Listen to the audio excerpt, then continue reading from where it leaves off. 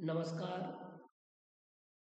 मैं डॉक्टर आशीष कुमार जैन, शिक्षाचार्य, संस्कृत विभाग एकलव्य विश्वविद्यालय दमोह,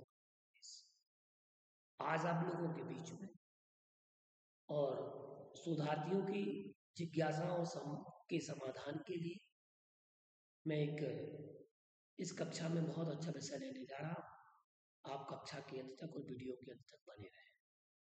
शोध प्रबंध का प्राक प्रस्तुतिकरण। इसके पहले भी मैंने एक वीडियो बनाया था कि शोध प्रबंध का प्राक प्रस्तुतिकरण क्या है। उसके विषय में मैंने सारी जानकारी आपको दे दी थी। आप लिंक पर जाकर के देख सकते हैं। अब समस्या ये आ रही है विद्यार्थियों के लिए, शोधार्थियों के लिए, उनके बार बार प्रश्न आते हैं, कमेंट्स आते हैं कि सर, गुरुजी, मैं शोध प्रबंध का प्राक प्रस्तुतिकरण कैसे करूं, कैसे प्रेजेंट करूं, पीपीटी, और किस प्रकार से मेरा वाइवा होगा, और वाइवा में मुझे किस प्रकार से बोलना है, किस तरीके से मुझे प्रेजेंट करना है, और मेरे पीपीटी की भाषा क्या होगी, मैं किस प्रकार से तैयार करूं। ये मुख्य समस्याएं हैं। शोधार्थियों के मध्य में कठिनाई का सामना उनको करना होता है। सर्वप्रथम अगर आपको अपनी कठिनाई को सरल करना है तो मैं कुछ बातें आपको बता देना चाहता हूँ। आप ध्यान में रखिएगा, कुछ बातों को आपको ध्यान में रखना है। सर्वप्रथम आप अपनी थीसिस को पढ़ लें और थीसिस को पूरा अध्ययन कर लें, उसका सारांश आप निकालें। और आपने शोध सारांश बनाया ही हो तो शोध सारांश को बार बार रिवाइज करते जाए, पढ़ते जाए, थीसिस को भी सामने रखें। एक सबसे पहली समस्या आती है कि पीपीटी हम कैसे बनाएं, तो मैं आपको उस समस्या का समाधान देने वाला हूँ। दूसरी समस्या आती है पीपीटी में भाषा क्या लिखें। जो प्राक प्रस्तुतिकरण हम बनाएंगे, प्रेजेंटेशन हम बनाएंगे प्री शमिनेशन का, तो उस वाइवा में हम किस प्रकार से अपनी पूरी थीसिस को किस प्रकार से प्रेजेंट करें, ये सबसे बड़ी समस्या है। विद्यार्थी के मन में, शोधार्थी के मन में तरह तरह प्रकार के विचार आते हैं, शंकाएं आती हैं। तो आप बिल्कुल निश्चिंत रहिएगा, ये वीडियो आपको बहुत हेल्पफुल होगा। अब हम देखते हैं कि इन समस्याओं के बाद जब आप थीसिस का अध्ययन कर लेते हैं, भाषा की बात आती है, आपको किस बिंदु पर कौन सी भाषा लिखना है, हमें किस प्रकार से कौन कौन से बिंदु को सामने रखना है, क्योंकि एक्सपर्ट आएंगे, एक्सपर्ट के सामने आपको रखना है। अब कौन कौन से प्रश्न हो सकते हैं, किस प्रकार का प्रश्न हो सकता है, किस प्रकार से पूछा जाएगा, तो ये सारी बातों को लेकर के, इन समाधान को लेकर के मैं आज आपके बीच में उपस्थित हुआ हूँ। तो आप कक्षा के अंत तक और वीडियो के अंत तक बने रहें। ये मेरे एक शोधार्थी हैं, विराग जैन, संस्कृत विभाग एकलव्य विश्वविद्यालय दमोह से। इनका प्राक प्रस्तुतिकरण जो अपने निर्देशन में हमने बनवाया है, तो मैं आपके सामने रख रहा हूँ कि वो किस प्रकार से प्राक प्रस्तुति करेंगे, और वो उनकी प्राक प्रस्तुति यहाँ प्रस्तुत विभाग के सामने प्रस्तुत कर चुके हैं। अब उन्हें एक्सपर्ट के सामने किस प्रकार से प्रस्तुत करना है, तो मैं बस उसी प्रस्तुतिकरण को लेकर के मैं आज आप लोगों के सामने उपस्थित हूँ। आइए हम जानते हैं कि प्राक प्रस्तुतिकरण हमें किस प्रकार से करना है। सबसे मुख्य बात आपको ध्यान रखना है, जैसे ही आप वाइवा कक्ष में एक्सपर्ट के सामने पहुंचते हैं, एक्सपर्टीज बैठे होंगे, आपको सबसे पहले नमस्कार करना है, उनका अभिवादन करना और अपना सामान्य सा परिचय देना है। वो आपसे बोलेंगे कि आप अपने विषय को प्रस्तुत करें। जी सर। ऐसा कहने के बाद आप अपना नाम बताएं कि मैं शोधार्थी, संस्कृत विभाग एकलव्य विश्वविद्यालय दमोह। तो यहाँ मैं शोधार्थी की जगह आपको अपना नाम बोलना है। जैसे कि मैं घर में विराग जैन प्रस्तुति कर रहे हैं, तो बोलेंगे कि मैं विराग जैन, संस्कृत विभाग एकलव्य विश्वविद्यालय दमोह, मध्य प्रदेश, भारत का शोधार्थी। अब आपको अपनी थीसिस को प्रेजेंट करना है, तो उसमें मुख्य बातें आपको ध्यान रखनी है। वो कौन कौन सी बातें हैं, किस प्रकार से आपका मुख्य प्रश्न जो आपने बनाया है उसको किस प्रकार से मैनेज करेंगे। देखिए, आचार्य जिनसे ये शोध प्रबंध का मुख्य प्रश्न है, तो इसमें सबसे पहले आपको अपना शीर्षक बोलना है, शीर्षक बतलाना है, और शीर्षक में आपके लिए बोलना है कि मेरा शीर्षक आचार्य जिनशैन कृत आदि पुराण में प्रतिपादित जीवन मूल्यों का अध्ययन। ये आपका टाइटल है, शीर्षक। फिर आपके विश्वविद्यालय का नाम होना चाहिए और ये किस लिए प्रस्तुत है ये लिखा हुआ है, आप स्क्रीन पर देख पा रहे हैं। शोध निर्देशक का नाम डॉक्टर आशीष कुमार जैन, सहआचार्य संस्कृत विभाग, और इस तरफ शोधार्थी का नाम विराग जैन, संस्कृत विभाग, और नीचे विभाग का नाम, संकाय का नाम, और इसके बाद में एकलव्य विश्वविद्यालय दमोह मध्य प्रदेश भारत। इससे आपने अपना टाइटल को बता दिया, शोध निर्देशक का परिचय आ गया और शोधार्थी का नाम आ गया। अगली स्लाइड में हम देखते हैं कि इसके बिंदु कौन कौन से होंगे। अब हम आपको क्रमशः इन बिंदुओं पर परिचर्चा करते चले जाएंगे और इनकी जो थीसिस है उस थीसिस के अकॉर्डिंग इन्होंने किस प्रकार से प्रस्तुतिकरण दिया है उस प्रस्तुतिकरण को आपके सामने रख रहा हूं। शोध प्रबंध की प्राक प्रस्तुति के प्रमुख, सबसे पहला शीर्षक जो हम आपको बता चुके हैं, उससे आपके समग्र विषय का परिचय हो। फिर बात आती है प्रस्तावना, फिर उद्देश्य तथा महत्व, समस्या कथन, पूर्व शोध कार्य का सर्वेक्षण, पूर्व साहित्य समीक्षा, और शोध प्रबंध का कार्य के क्षेत्र में उल्लेखनीय अवदान, और शोध प्रबंध में प्रयुक्त शोध प्रविधि। इन बातों को आप नोट कर लीजिएगा कि आपको इन बिंदुओं को क्रमशः बनाना है और इन टाइटल को रखते हुए आपको अपना प्रेजेंटेशन रखना है। अब इसके उपरांत हम देखते हैं शोध प्रबंध में प्रयुक्त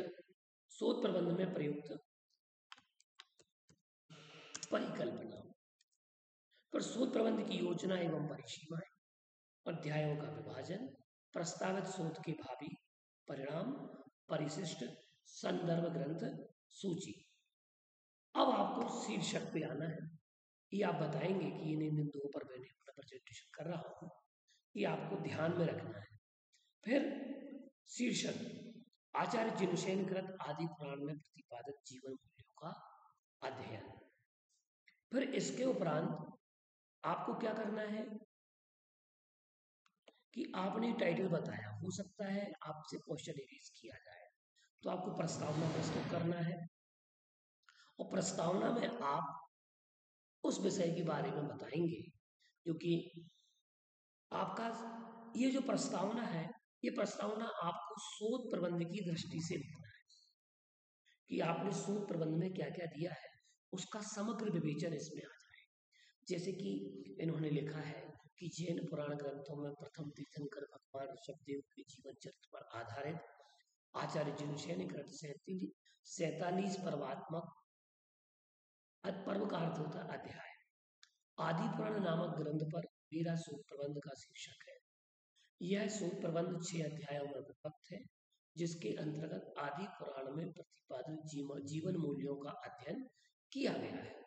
ये पूरा आ गया, पूरा समग्रता के साथ। शॉर्ट में प्रस्तावना बनानी है, तो बहुत लंबी चौड़ी प्रस्तावना नहीं बनाए क्योंकि एक्सपर्ट के पास उतना समय नहीं होता। और सबसे बड़ी बात हम आपको बता दें, आपके लिए एक एक विद्यार्थी के लिए हो सकता है कि 40-40 मिनट लगे, तो 20 मिनट आपके प्रेजेंटेशन के लिए रखे गए हैं, 20 मिनट आपके शोध प्रबंध से संबंधित क्वेश्चन किए जाएंगे और 20 मिनट अर्थात ऐसे कहना चाहिए ऐसे 3 स्लॉट में, तो उसमें जो प्रश्न किए जाएंगे उसमें आपका शोध प्रबंध वो पढ़ेंगे भी और शोध प्रबंध की कुछ खामियां कुछ कमियां भी आपको बतलाएंगे। तो ऐसा 40 मिनट का पूरा ऐसा कर करके, जैसे कि मान के चलिएगा कि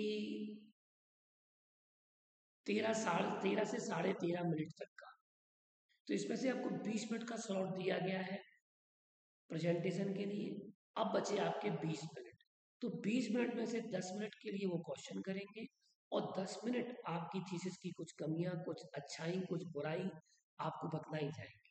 हो सकता है सुधार कर बतला दिया जाए और नहीं होगा तो एक्सीलेंट भी लिख सकते हैं वो। तो शोधार्थी इस बात को ध्यान रखे कि ऐसे प्रश्न आपसे किए जाएंगे जिसमें से आपका सबसे पहले प्रेजेंटेशन का स्लॉट है, प्रेजेंटेशन के बाद आपके प्रेजेंटेशन पर प्रश्न काल होगा, फिर उसके उपरांत का जो समय बचेगा उस पर आपकी थीसिस पर विचार किया जाएगा। तो एक विद्यार्थी के लिए कम से कम 40 मिनट का समय निर्धारित होगा। तो आप लोग पूरी निश्चिंता के साथ में बहुत अच्छे से अपनी तैयारी करके आए। अब इसमें प्रस्तावना आपको बताना है और आप सबसे पहली बात वही सब्जेक्ट आप उसमें प्रस्तुत करें जिस सब्जेक्ट पर आपकी कमांड हो, जिस विषय पर, जिस बिंदु पर आपकी कमांड हो, वो बिंदु आप इस पर रखें। यद्यपि हमें विश्वास है कि आपने अपने थीसिस वर्क को बहुत अच्छे से किया है।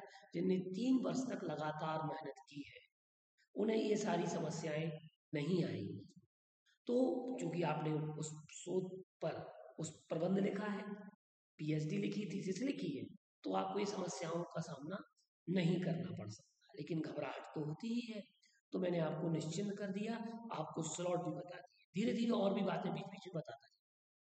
अब आदि पुराण में जैनाचार्य जिनसेन ने विविध वैदिक और श्रवण परंपराओं के साथ जैन परंपरा का समन्वय बनाने का प्रयास किया है, जिसमें उन्होंने लोक जीवन व सामाजिक व्यवस्था, धार्मिक, नैतिक, राजनीतिक मूल्यों का दर्शन कराया है।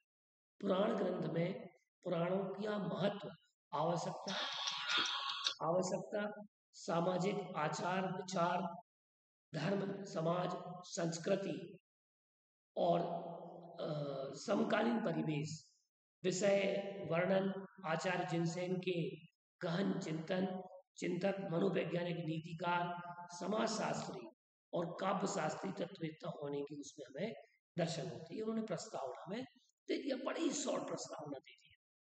अब इसके बाद बात आती है उद्देश्य और महत्व की, कि आपने थीसिस किस उद्देश्य से किया, क्या महत्व जाना था। तो शोध कार्य बिना उद्देश्य के तो होता नहीं है। शोध में नवीन तथ्यों की खोज की जाती है, नवीन ज्ञान का विकास किया जाता है, समस्याओं का समाधान किया जाता है। तो आदि पुराण जैसे पुराण ग्रंथों में राजनीतिक, सामाजिक, सांस्कृतिक, दार्शनिक, आर्थिक, धार्मिक बिखरे पड़े।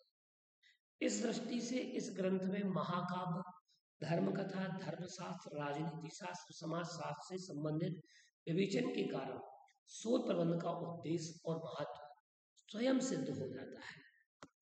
तो ये आपने उद्देश्य बता दिया अपने शोध प्रबंध लिखने का, और महत्व भी आपने इसमें इंक्लूड कर दिया। ऐसे ही सभी लोग अपने अपने विषय के अनुरूप महत्व को, इन विविध विविध आयामों को रखते हुए आपको प्रस्तुत करना है।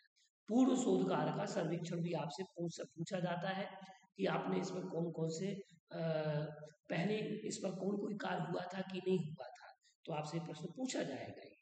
तो उसमें आपको ये बता देना है कि पूर्व शोध कार्य के रूप में आपने कौन कौन से, इसमें मुख्य बात ध्यान रखना है आपको स्लाइड बनाते समय, कि यहाँ पर उसी ग्रंथ को लिखें जिस ग्रंथ का पूरा सन, जिसमें कृतिकार, कृति का नाम, उनका प्रकाशक का नाम और उनका सन लिखा हुआ हो, जैसे कि हमने यहाँ प्रस्तुत किया है। जैसे कि आदि पुराण पर जो काम हुए वो डॉक्टर देवी प्रसाद मिश्र जी ने काम किया, जैन पुराणों का सांस्कृतिक अध्ययन, इलाहाबाद विश्वविद्यालय उत्तर प्रदेश से 1980 में। फिर एक दूसरा शोध प्रबंध लिखा गया डॉक्टर रानी देवी जी, आदि पुराण का सांस्कृतिक एवं दार्शनिक अध्ययन, महर्षि दयानंद विश्वविद्यालय रोहतक से 2005 में। फिर पीसी जैन साहब, पुराण साहित्य में जीवन मूल्य, जैन अनुशीलन केंद्र, राजस्थान विश्वविद्यालय जयपुर से 2008 में ग्रंथ प्रकाश 2008 में लिखा गया। फिर डॉक्टर साधना जैन, आदि पुराण में जिनसेन की शिक्षा एवं दर्शन, श्री जगदीश प्रसाद झाबरमल, टिबड़ीवाला विश्वविद्यालय झुंझुनू राजस्थान से 2015 में। डॉक्टर शुद्धार्थ प्रकाश जैन एवं ममता जैन, मूल्य शिक्षा और उसकी शिक्षा, HP भार्गव प्रकाशन आगरा। इसके अतिरिक्त भी और भी ग्रंथ प्रकाशन में आए होंगे, और ये शोधार्थी के लिए उन्होंने इतने ग्रंथ अभी इसमें बतलाए हैं। तो उन्होंने ये बता दिया कि पूर्व शोध कार्य का सर्वेक्षण कितना। अब इसके उपरांत शोध प्रबंध का उल्लेखनीय अवदान, ये आपको बतलाना है कि आपने जो शोध प्रबंध लिखा है उसमें उल्लेखनीय अवदान क्या है और उसकी फाइंडिंग क्या है और इसके भावी परिणाम क्या हो सकते हैं, ये आगे वाले स्लाइड में बताया जाएगा। तो जैन महापुराण के कर्ता आचार्य जिनसेन ने आदि पुराण के प्रथम सर्ग में ये श्लोक दिया है। इस श्लोक आपको स्क्रीन पर दिख रहा है। जिसमें पुण्य पुरुषों, इसमें बतलाया गया है कि पुराण की परिभाषा क्या है। उस पुराण की परिभाषा के आधार पर ये तय किया गया है कि इनका जीवन मूल्यात्मक अवदान क्या है। तो देखिए, आदि पुराण जिस जिन चीज़ों को लेकर के आधारित है, जैन दर्शन की विशेषता है कि जैन दर्शन में 63 सलाका पुरुषों की कथा और चरित्रण किया गया है। अभी किसी विद्वान ने क्या नाम से, उन्होंने कोई 63 करके सिद्धांत लिखे हैं। मैं एक दिन अभी एक वीडियो देख रहा था, मैं आपको बता दूं, मोबाइल में देख के बता रहा हूँ कौन सा वीडियो है। कोई एक शब्दरथी नाम से कोई कार्यक्रम आया था, तो उसमें उन्होंने एक पुस्तक लिखी है, जो बाहुबली पर पुस्तक लिखी थी, कोई देवदत्त पटनायक जी। देवदत्त पटनायक जी ने एक भी वर्णन कुछ लिखा है, जो कि अब तक मैंने पुस्तक देखी नहीं है, मैंने उनका वीडियो बस सुना था। और उन्होंने 63 कुछ करके एक पुस्तक लिखी।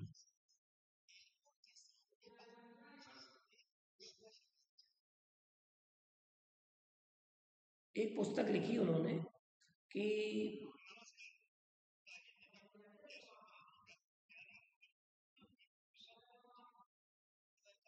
बाहुबली के ऊपर और तीर्थंकर के ऊपर एक पुस्तक लिखती है, उन्होंने लिखी है। तो उसमें उन्होंने 63 करके कुछ शब्द यूज किया है। और जैन दर्शन को अभी बहुत विशालता के साथ में जानने की आवश्यकता है, पढ़ने की आवश्यकता है। किन्हीं एक दो ग्रंथों को पढ़ने के उपरांत हम जैन दर्शन के बारे में नहीं कर सकते। और चूंकि यद्यपि हमें, जब तक हमें समग्र ज्ञान ना हो उस दर्शन का, तब तक हमें उनके उस दर्शन के बारे में कुछ कहने का हमें अधिकार नहीं होता है। तो इसमें 63 सलाका पुरुषों की बात कही गई, नौ नारायण नौ प्रतिमा, जिसमें तीर्थ, जिसमें पुण्य पुरुषों में महापुरुष तीर्थंकर, चक्रवर्ती, बलभद्र, अर्धचक्री आदि 63 सलाका पुरुष होते हैं।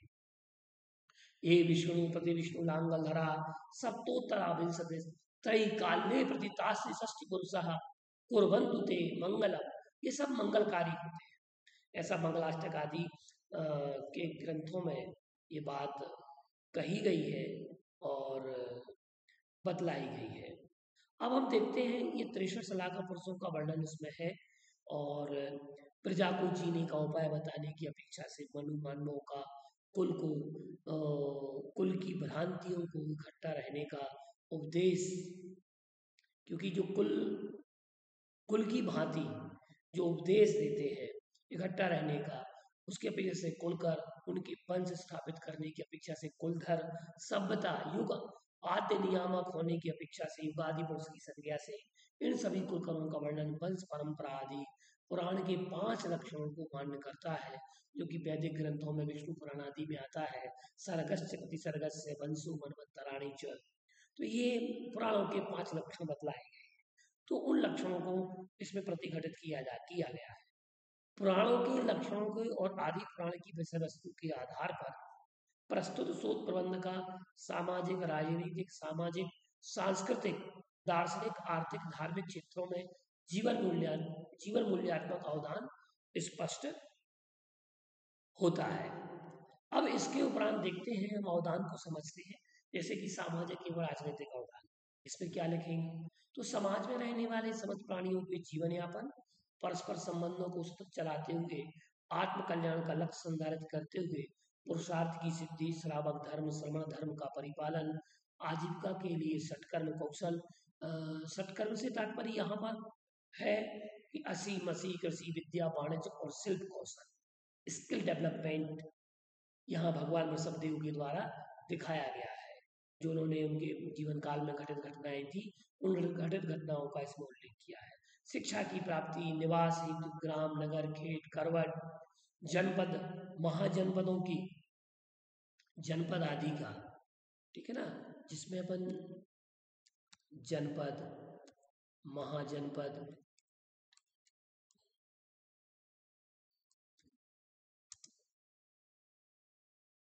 तो महाजनपद है ग्राम, नगर, खेत, करवट की संरचना, योग्यता आधारित कार्य हेतु वर्ण व्यवस्था, समाज में संस्कार, राज व्यवस्था, न्याय व्यवस्था, राजा मंत्री, कर्तव्य आदि के कर्तव्यों आदि का मूल्यात्मक ज्ञान, शिक्षण प्रशिक्षण आदि जो उसमें बतलाया गया है वो सामाजिक और राजनीतिक अवदान को स्पष्ट करता है। इसके बाद हम देखते हैं तो उनका धार्मिक एवं दार्शनिक अवदान उसमें से निकाला गया है जो थीसिस में है उस अध्याय में। तो समाज कल्याण के साथ आत्म कल्याण को प्रमुख रखते हुए धर्म धर्मात्मा इंद्रिय विजय विषय विरक्ति रत्नत्रय आत्मोत्कर्ष पुण्य पाप ध्यान ध्यानी ईश्वर आत्मा में परमेश्वरत्व परम सुख के संस्कार धर्म और दर्शन का ज्ञान आदि इससे खोजा गया है। तो ज्ञान आदि जो है इसका वर्णन किया गया है। अब इसके बाद हम देखते हैं उनका नैतिक अवदान क्या है नैतिक क्षेत्र में पुराण ग्रंथों का। तो समाज में परस्पर नैतिकता का सद्भाव बना रहे इसलिए आदि पुराण में जो वर्णन है उसके आधार पर जो सूत प्रबंध में प्रस्तुति दी गई है दया मैत्री प्रमोद कारुण्य माध्यस्थता सद्विद्या स्वाध्याय संयम तप पूज्य पुरुषों की पूज्यता योग्यता का सम्मान सज्जन दुर्जन की पहचान धर्म राष्ट्र के लिए समर्पण आदि राष्ट्र के लिए समर्पण विविध नीतियों का ज्ञान शोधात्मक दृष्टि से आदि पुराण में शोध प्रबंध के माध्यम से जन सामान्य को कराया गया है। हम अगले बिंदु की बात करें कि शोध प्रबंध में प्रयुक्त प्रविधियां। अब शोधार्थी को इस बात का ध्यान रखना है कि आपने अपने शोध प्रबंध में किस प्रकार की शोध प्रविधि का विधि का आपने प्रयोग किया है। तो आपको लिखना है उसकी भाषा क्या होगी आप अपने अपने अकॉर्डिंग उसको ढाल सकते हैं लिख सकते हैं। जैसे कि इनकी साहित्यिक है साहित्य आधारित शोध प्रबंध लेखन के लिए वर्णनात्मक तुलनात्मक विवेचनात्मक विश्लेषणात्मक और समीक्षात्मक ऐतिहासिक विधियां उपयुक्त होती हैं। और मैंने अपने शोध प्रबंध में शोधार्थी कह रहा है प्रबंध में विवेचनात्मक विश्लेषणात्मक और समीक्षात्मक विधियों का प्रयोग किया है। ये बात यहाँ पर कही गई है कि इन्होंने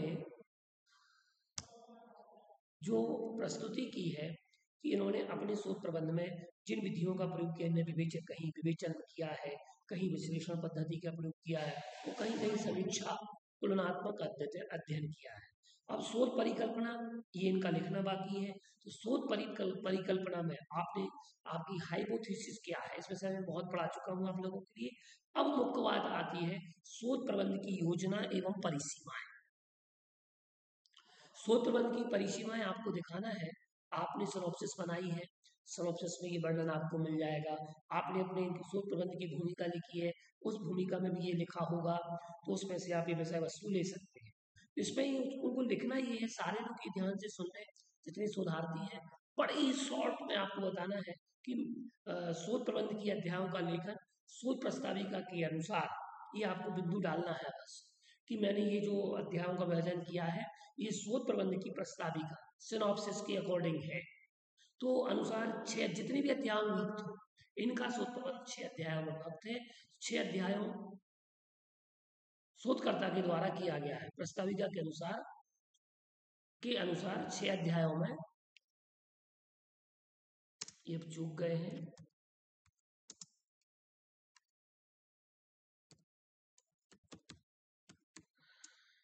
विभाजन शोधकर्ता के द्वारा किया गया है जिसका विवरण इस प्रकार है। आप क्रम से इसी ऐसे स्लॉट में आप बना दीजिएगा। प्रथम अध्याय अध्याय का नाम उनका टाइटल जैसे प्रथम अध्याय जीवन मूल्यों का अध्ययन द्वितीय अध्याय आचार्य जिनसेन और उनका साहित्य तृतीय अध्याय आदि पुराण में दार्शनिक मूल्य चतुर्थ अध्याय आदि पुराण में सामाजिक एवं राजनीतिक मूल्य पंचम अध्याय में आदि पुराण में धार्मिक एवं नैतिक मूल्य और षष्ठ अध्याय उपसंहार। ये आपको देना है बड़े ही शॉर्ट में एक ही स्लाइड में ताकि एक्सपर्ट के लिए लगे कि आपने बहुत अच्छा वर्क किया हुआ है और किया ही ऑब्वियसली आपने वर्क किया है। अब आपको क्रमशः एक एक अध्याय का जो सारांश है जो आपने शोध सारांश बनाया था उस शोध सारांश में से उठा करके आपको इसमें निचोड़ लिख देना है कि शोध प्रबंध के प्रथम अध्याय में जीवन मूल्यों के स्वरूप का जो मुख्य मुख्य बिंदु है आपके अध्यायों के उन बिंदुओं को छांट करके आप रख दें तो उससे आपका काम बहुत सरल हो जाएगा और बहुत जल्दी आपका स्लाइड बन जाएगा। पीपीटी प्रेजेंटेशन आप बहुत अच्छे से कर पाएंगे और समग्रता के साथ कर पाएंगे। तो यहाँ इन्होंने प्रथम अध्याय में जो बिंदु उठाए हैं उन बिंदुओं का उल्लेख इन्होंने इसमें किया है कि शोध प्रबंध में इन्होंने जो कार्य किए हैं शोध प्रबंध के प्रथम अध्याय में जीवन मूल्यों के स्वरूप का अध्ययन प्रस्तुत किया है, और जिसके अंतर्गत मूल्य की परिभाषा है, मूल्यों की प्रकृति है, मूल्य की विशेषता है। हाँ, एक बात का ध्यान रखिए कि जो आप इसमें पॉइंट लिख रहे हैं, उन पॉइंट्स को भी आपको देखना है। हो सकता है इसमें से क्वेश्चन एरेज कर दें, आपसे प्रश्न पूछा जाए कि जीवन मूल्य क्या कहलाते हैं, जीवन मूल्य की परिभाषा क्या है, नैतिक क्षेत्र में जीवन मूल्यों का क्या अवदान है, ऐसे कुछ प्रश्न हो सकते हैं। तो और आपने आदि पुराण में कौन कौन से जीवन मूल्य खोजे हैं, किन्हीं एक दो उदाहरण को आप प्रस्तुत करें। ऐसे प्रश्न आपसे पूछे जा सकते हैं, अतः आप उन प्रश्नों को आप देख लीजिएगा, ठीक है ना। तो जीवन मूल्यों का उद्भव कैसे हुआ, जीवन मूल्यों में ईश्वरवाद, आत्मवाद, पुनर्जन्मवाद, परलोकवाद, कर्मवाद आदि की क्या व्यवस्था है। आपकी इसी स्लाइड में से क्वेश्चन निकलेंगे, इसलिए आप वो बातें इस पर लिखें स्लाइड में जिन बातों का उत्तर आप बहुत अच्छे से दे सकें। इसलिए आपने जो स्लाइड बनाई है, इस स्लाइड में से ही क्वेश्चन एरेज होंगे, क्वेश्चन बाहर से नहीं आते। अब द्वितीय अध्याय की बात करें। द्वितीय अध्याय में हम देखते हैं कि इन्होंने जो जीवन मूल्य दिए हैं, तो जीवन मूल्यों में हम देखते हैं कि आदि पुराण में जीवन मूल्यों के अध्ययन के अंतर्गत राष्ट्र, शिक्षा, विद्या, नारी को स्वतंत्रता, व्रत की महिमा, समाज और शांति, समाज और शासन, तप, त्याग और परोपकार आदि जीवन मूल्यों का प्रमुख बिंदुओं के माध्यम से शोधात्मक अध्ययन किया गया है। ये जीवन मूल्य आपने आदि पुराण में से आपने खोज करके निकाले हैं। तो अब वो पूछेंगे आपसे कि राष्ट्र के बारे में क्या कह रहे हैं, शिक्षा के बारे में क्या कहा, तो यहाँ ब्राह्मी और सुंदरी को जो शिक्षा दी गई, अथवा भगवान ऋषभदेव के जो 100 पुत्र हैं और 2 पुत्रियां हैं, उनको शिक्षा दी गई। विद्या, असी मसी कृषि विद्या, वाणिज्य और शिल्प का जो ज्ञान दिया गया, आप उसको बोल सकते हैं। नारी की स्वतंत्रता, यहाँ ब्राह्मी और सुंदरी ने स्वैच्छिक तरीके से, चूंकि उन्होंने शिक्षा दी, स्वैच्छिक तरीके से उन्होंने आजीवन ब्रह्मचर्य व्रत ले लिया, विवाह नहीं किया। इसके साथ साथ नारी को स्वयं का वर चयन करने की स्वतंत्रता थी, जैसे कि सुलोचना और जय कुमार का स्वयंवर, ये आप इसमें उल्लेख कर सकते हैं। व्रत की महिमा, यहाँ व्रतों की महिमा, अहिंसा व्रत, सत्य व्रत, अचौर्य व्रत आदि का उल्लेख, या अन्य व्रतों की महिमाएं जो उसमें बतलाई गई हैं, वो आप बता सकते हैं। समाज और शांति, समाज और शासन, तप, त्याग, परोपकार आदि जो जीवन मूल्य आपने बतलाए हैं, उनमें से क्वेश्चन पूछे जा सकते हैं। द्वितीय अध्याय आचार्य जमसेन और उनका साहित्य। आचार्य जमसेन जी का इसमें परिचय आपने दिया है, उस समय की परिस्थितियां आपने बतलाई हैं, उनका साहित्य कौन कौन सा है। पार्श्वाभ्युदय, इसमें आप लिख सकते हैं कि आपने इसमें भगवत जिनसेनाचार्य महाराज ने इसमें उनकी परिस्थितियां बताई।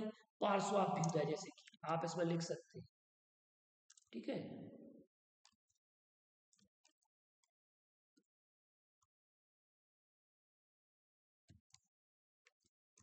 पार्श्वाभ्युदय आदि पुराण, ठीक है। धवला,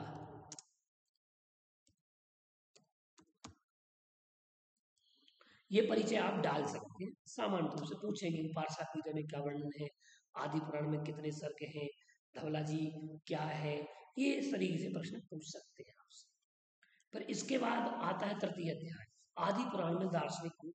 आपने दार्शनिक मूल्यों के अंतर्गत क्या क्या लिया है, तो दार्शनिक मूल्यों के अंतर्गत आप वर्णन करेंगे कि इन्होंने मूल्यों की जीवन में उपयोगिता क्या है, आत्म तत्व का प्रतिपादन, सम्यक दर्शन का स्वरूप, विषय, भोग आदि में दुख, भोगों में कष्ट, सुखाभास, आत्मा, इसके बाद पुण्य पाप का विधान, फल एवं फल, ध्यान का दार्शनिक विवेचन, आत्मा के परिणामों से उसकी पहचान, ईश्वर सृष्टि करता नहीं, ईश्वर कर्तृत्व और संबंधी चयनितर मान्यता, केवली कमलाहार संबंधी दार्शनिक विवेचन, ये बिंदु आपको देना है क्रमशः। फिर बात आती है चतुर्थ अध्याय की, आदि पुराण में सामाजिक एवं राजनीतिक मूल्य। तो समाज से संबंधित इसमें कौन कौन से बिंदु दिए गए, तो आपको ये ध्यान रखना है कि सत्कर्म कौशल है, शिक्षा है, विद्या है एवं कला है, आश्रम व्यवस्था है, वर्ण व्यवस्था है, स्त्री पुरुष के संबंध है, ऋषभदेव का भारत, भरत का भारत, उनकी संरचना आपने लिखी है, 16 संस्कारों का वर्णन इसमें किया गया है। तो आपको इसी में से प्रश्न आएंगे, प्रश्न पूछे जाएंगे आपसे, ठीक है ना। ये चतुर्थ अध्याय का सारांश आपको बता दें और उसमें राजनीतिक मूल्य कौन कौन से हैं, जैसे कि आदि पुराण आधारित पौराणिक राजतंत्र, न्याय पालन, कार्यपालन, राजा के आदर्श गुण, मंत्रिमंडल स्वरूप। देखिए वर्तमान का जो मंत्रिमंडल है और उसका वर्णन पहले से आदि पुराण में वर्णन मिलता है। शक्तियां, राजा के धर्म, कार्य, धर्म और कार्य, मंत्री के कार्य क्या है, प्रशासनिक तंत्र क्या है, प्रजा का हित उसमें सर्वोपरि है। ये सब बिंदु आपको याद रखना राजनीतिक मूल्य के अंदर। पंचम अध्याय आदि पुराण में धार्मिक एवं नैतिक, तो धर्म से संबंधित क्या क्या बतलाया है और नीति से संबंधित आपने क्या क्या बतलाया है। तो धर्म से संबंधित आप यहाँ देख पा रहे हैं और नीति से संबंधित आप यहाँ, जैसे कि दान की प्रेरणा, सज्जन दुर्जन में अंतर, पराभावनाओं, चिन्ह पूजा, संयम, तप, त्याग, स्वाध्याय, सद्गुण, प्रेम, वात्सल्य आदि का जो नीति है उनका वर्णन। फिर षष्ठ अध्याय में उपसंहार। इसके बाद आप अगली स्लाइड में बनाएंगे आपके शोध के भावी परिणाम। क्या बनाएंगे? शोध के भावी परिणाम। और भावी परिणाम में आप क्या कर देंगे कि आपके शोध प्रबंध से समाज को क्या लाभ होगा, तो आपको शोध के भावी परिणाम आपको बनाना है। फिर आपको परिशिष्ट देना है। परिशिष्ट में आपने संदर्भ ग्रंथ सूची दी है। संदर्भ ग्रंथ सूची का क्रम ये रहेगा: ग्रंथकार का नाम, संपादक का नाम, टीकाकार का नाम, अनुवादक का नाम, वृत्तिकार, प्रकाशक का नाम, संस्करण, ये सब। और ये क्रम आपको रखना पड़ेगा कि आपने किस क्रम से अपना थीसिस यहाँ थीसिस में किस प्रकार से आपने संदर्भ ग्रंथ सूची बनाई है, तो ये आपको देना पड़ेगा। जैसे कि आचार्य अमित गति, सुभाष रत्न संत, संपादक अनुवादक पंडित गुलाबचंद सिद्धांत शास्त्री, जीवराज्यन ग्रंथमाला से प्रकाशित सोलापुर से 2006 ईस्वी में प्रकाशित है। तो ये सब आपको उसमें देना पड़ेगा। फिर इस प्रकार से आपने सारा का सारा ये जान लिया, समझ लिया कि शोध प्रबंध का जो हम प्राप्त प्रस्तुतिकरण करेंगे वो किस प्रकार से हमें करना है। तो आप इन बातों का कुछ ध्यान रखें कि आपके लिए संदर्भ ग्रंथ सूची किस प्रकार से बनाना है, इस बिंदु को जाना, संदर्भ ग्रंथ सूची का क्रम क्या होगा, परिशिष्ट और शोध के भावी परिणाम, उपसंहार। आपको 6 अध्यायों का, जितनी अध्याय आपकी उन अध्यायों का सारांश आपको इसमें देना है। अब ये प्रथम अध्याय और शोध प्रबंध की परिसीमाओं का आपको विशेष रूप से देना है कि शोध प्रबंध की परिसीमाएं कौन कौन सी हैं, और शोध की परिकल्पना आपको देना है कि शोध की परिकल्पना आपने किस प्रकार से की, हाइपोथेसिस क्या है, शोध प्रबंध में प्रयुक्त शोध प्रविधि क्या है, और जिस भी प्रविधि का आपने प्रयोग किया उस प्रविधि को आपको इसमें स्पष्ट करना है और आपकी थीसिस में वो प्रविधि दिखना चाहिए। ऐसा ना हो कि केवल आप स्लाइड में लिख रहे हैं और आपकी थीसिस में वो टेक्निक प्रयोग नहीं किया गया, वो न्यायादर्श प्रयोग नहीं किया गया, वो उपकरण प्रयोग नहीं किए गए। तो आपको सारी चीजें आपको ध्यान रखना। हो सकता है आपसे उस न्यायादर्श के बारे में, उस विधि के बारे में पूछ लें कि बताइए विवेचनात्मक विधि की क्या विशेषताएं होती हैं। आपने विवेचनात्मक पद्धति का प्रयोग किया है, विश्लेषणात्मक पद्धति का प्रयोग किया है, या समीक्षात्मक? विवेचन और समीक्षा में क्या अंतर हो सकता है, विश्लेषण और समीक्षा में क्या अंतर हो सकता है।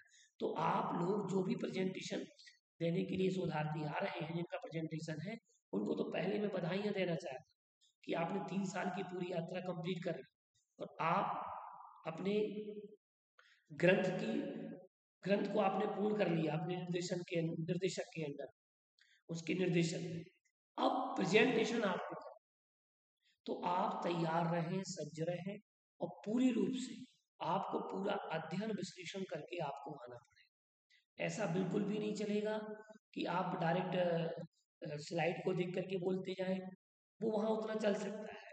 लेकिन आप कहें कि शोध प्रबंध का प्राक प्रस्तुतिकरण जो आप दे रहे हैं, तो उस प्राक प्रस्तुतिकरण में आपको ध्यान रखना है सबसे बड़ी बात आप ध्यान रखिएगा कि आपकी सिनॉप्सिस को आप रखें, सिनॉप्सिस को देख करके आपके थीसिस के अध्यायों का विभाजन उनके बिंदु सिनॉप्सिस के अकॉर्डिंग है या नहीं, ये सबसे पहले मिलान कर लें, क्योंकि सबसे पहले एक्सपर्ट यही चोट करेंगे आपके कि आपने जो सिनॉप्सिस दी है वो सिनॉप्सिस के अकॉर्डिंग आपकी थीसिस नहीं है, वहां आपको सुधार कार्य बता दिया जाएगा। सिनॉप्सिस के अकॉर्डिंग आपने जो शोध प्रविधि बतलाई थी वो प्रविधि प्रयोग नहीं की गई, वो बिंदु जो बिंदु सिनॉप्सिस में दिए हैं वही बिंदु आपके थीसिस में होना चाहिए, ठीक है ना। अगर आपने अध्याय का नाम जो उस पर लिखा वही वैसा का ही वैसा यहाँ होना चाहिए, जिस क्रम से आपने अध्याय रखी है, जिस क्रम से आपने बिंदु रखे हैं, उसी क्रम से आपकी थीसिस में वो बिंदु वहां होना चाहिए। हाँ, मॉडिफिकेशन चल सकता है, जो आपने बिंदु उसमें नहीं भी दिए थे और आपके कुछ बिंदु बढ़ गए, शोध के दौरान आपने कुछ बिंदु बढ़ाए हैं, तो आपके गाइड के अकॉर्डिंग बढ़ाए जा सकते हैं, वो आप बोल दीजिएगा कि सर हमें ये बिंदु, क्योंकि मैंने सिनॉप्सिस के बनाते समय हमें उतना ज्ञान नहीं था और हमें अनुमान नहीं था कि ये भी बिंदु अभी समस्या हमारे सामने आएंगे, तो हमें ये जो नए नए बिंदु प्राप्त हुए हैं वो बिंदु ये है, तो उसमें एक्सपर्ट आपसे संतुष्ट हो जाए। मूलभूत है एक्सपर्ट आपसे संतुष्ट होना चाहिए। अगर एक्सपर्ट आपकी थीसिस को देख करके संतुष्ट नहीं होगा तो वह रिपोर्ट आपकी अच्छी बना करके नहीं जाएगी। इसलिए आपका प्रेजेंटेशन पावरफुल होना चाहिए, पूरी शक्ति लगा दीजिएगा, पूरी ऊर्जा लगा दीजिएगा, पूरा समय लगा दीजिएगा, यही आपकी 3 साल के परिश्रम का पारिश्रमिक प्रदान करेगी, आपके पुरुषार्थ को सफल करेगी। आपने जो पुरुषार्थ किया है, जो आपने परिश्रम किया है, उसका फल मिलने का समय है, और अगर आप इस समय भी आप निश्चिंत हो जाएंगे या ओवर कॉन्फिडेंस में आएंगे तो आपका काम बिगड़ने वाला है। इसलिए मेरा शोधार्थियों से एक निवेदन है कि आप ओवर कॉन्फिडेंस में बिल्कुल भी ना जाएं, अपने शोध ग्रंथ का, शोध प्रबंध का बहुत अच्छे से अध्ययन कर लें, मनन कर लें, एक एक बिंदु नोट कर लें, जो विधि पूछी जा रही है, जो बिंदु पूछ बताए गए हैं आपको, उन बिंदुओं की परिभाषाएं भी आपको याद होना चाहिए, उस विधि की परिभाषा आपको याद होना चाहिए। वो पूछ रहे हाइपोथेसिस क्या है, आपकी प्रविधि क्या होती है, शोध प्रविधि क्या होती है, कौन सी शोध प्रविधि प्रयोग की है, वो मत बताइए।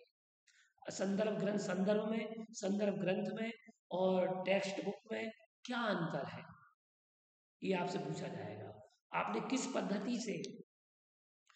पद्धति से आपने शोध ग्रंथ को लिखा है, आपके किसी एक अध्याय का विशेष वर्णन, कुछ श्लोक आपको याद होना चाहिए, कुछ उद्धरण आपको याद होना चाहिए, कुछ ग्रंथों के नाम आपको याद होना चाहिए।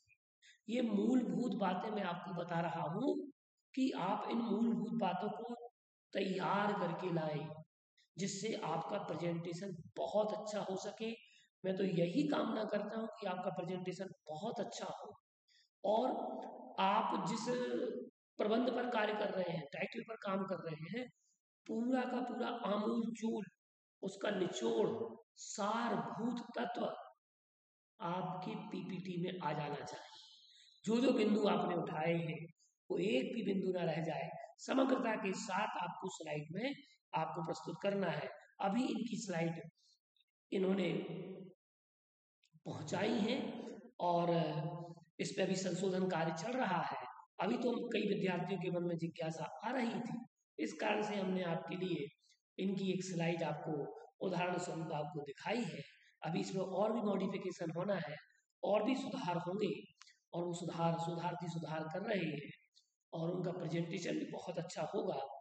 ऐसी हमारी मनोकामनाएं हैं, मनोभावनाएं हैं कि आप सभी लोग जो जो मैंने बिंदु बतलाए हैं वो सारे बिंदु आप सब तैयार कर लें, चाहे वह, और सबसे बड़ी बात, आपको अपनी पीपीटी तैयार करना है, पीपीटी पीडीएफ फाइल में लाना है, और ऐसी फाइल में, वर्ड फाइल में, ओपन फाइल में आपको लेकर के आना है, 3 प्रिंट आपको लेकर के आना है, सारे डॉक्यूमेंट्स आपके साथ होना चाहिए, आपकी सिनॉप्सिस आपके पास होना चाहिए, आपका शोध सारांश आपके पास होना चाहिए, शोध संक्षेपी का आपके पास होना चाहिए, आपका थीसिस का प्रिंट आपके पास होना चाहिए, आपके आधार कार्ड, आपके शोध पत्र, प्रकाशित शोध पत्र और आपके रिसर्च जो आपने सेमिनार किए हैं, संबंधित सेमिनार के सर्टिफिकेट्स आपके पास होना चाहिए, प्लेगरिज्म सर्टिफिकेट आपके पास होना चाहिए। इन बातों का आपको ध्यान रखना है। मैं आशा करता हूँ कि इस वीडियो से और इस कक्षा से आप लोगों को बहुत लाभ मिलेगा और मिल गया होगा, और आप इस वीडियो को आगे भी शेयर करें। मैं डॉक्टर आशीष कुमार जैन, शिक्षाचार्य, संस्कृत विभाग, एकलव्य विश्वविद्यालय, दमोह, मध्य प्रदेश।